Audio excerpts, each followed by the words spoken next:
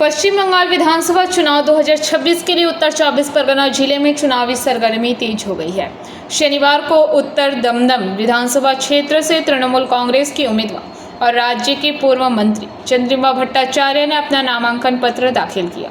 उन्होंने बैरकपुर प्रशासनिक भवन पहुंचकर आधिकारिक रूप से अपना पर्चा भरा। नामांकन प्रक्रिया पूरी करने के बाद पत्रकारों से बात करते हुए चंद्रिमा भट्टाचार्य ने अपनी जीत और पार्टी के प्रदर्शन पर पूरा भरोसा जताया। उन्होंने कहा, मुझ पर फिर से विश्वास जताने और सेवा का अवसर देने के लिए मैं मुख्यमंत्री ममता बनर्जी की आभारी हूँ।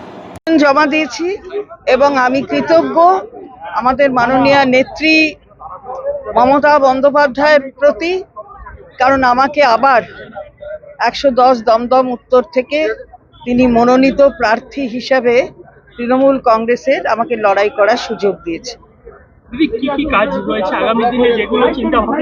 সে কাজের কথা কাজের সময় বলবো। আজকে মনোনয়ন হয়ে গেছে, মনোনয়ন কাজ প্রচুর হয়েছে এবং কাজের অবশ্যই উন্নয়নের সীমা থাকে না, আরো সময়ের সাথে তাল রেখে যা যা করবার সেগুলো আমরা করব।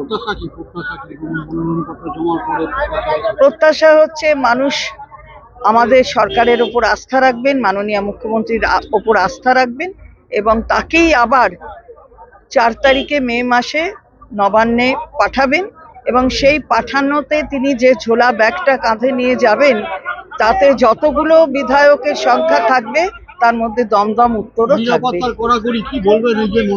নিরাপত্তা করেছে এখন সবটাই ইলেকশন কমিশনের উপর, আপনাদের দেখেছেন।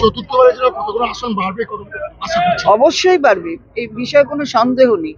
যা বলেছে আমাদের দলের পক্ষ থেকে আমরাও বারবার বলেছি 50-এরও নিচে ওদের চলে যাবে।